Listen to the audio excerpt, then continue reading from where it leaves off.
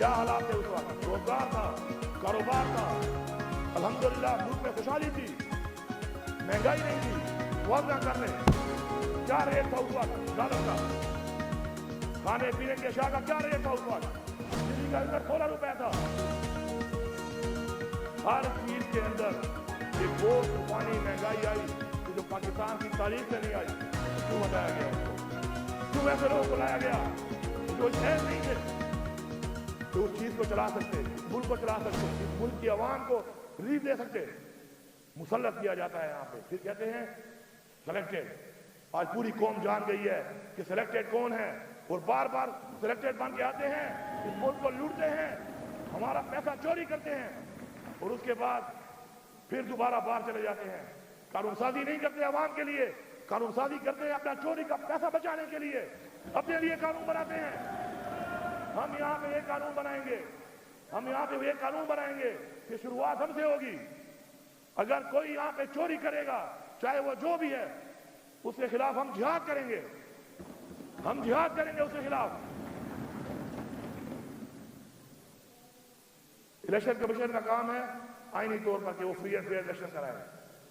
दुनिया के तमाम इदारों ने रिपोर्ट दी है कि इलेक्शन फ्री एंड फेयर नहीं हुए, हमारे कागजात जमा नहीं कराने दिए गए, हमारे 80% लोगों के कागजात मुस्तरद हुए, अदालतों से जाकर हमारे कागजात एक्सेप्ट हुए। उसके बाद ये जो धांधली की गई है, इलेक्शन कमीशन की जिम्मेदारी थी कि वो फ्री एंड फेयर इलेक्शन करवाए आईनी तौर पर, वो अपनी जिम्मेदारी में नाकाम हुए हैं। मैं यहाँ पे डिमांड करता हूँ कि चीफ इलेक्शन कमिश्नर इस्तीफा दो, इस्तीफा दो। और मैं supreme court of Pakistan chief justice से मुतालबा करता हूँ कि आप एक इंडिपेंडेंट जुडिशियल कमीशन बनाएं और उसके अंदर हमारी आवाम को इंसाफ दें। हम हुकूमत वाले सियासतदान नहीं है, हमने साबित किया है इस मुल्क के अंदर एक दिन के लिए किसी पार्टी ने हुकूमत नहीं छोड़ी। हमने अपनी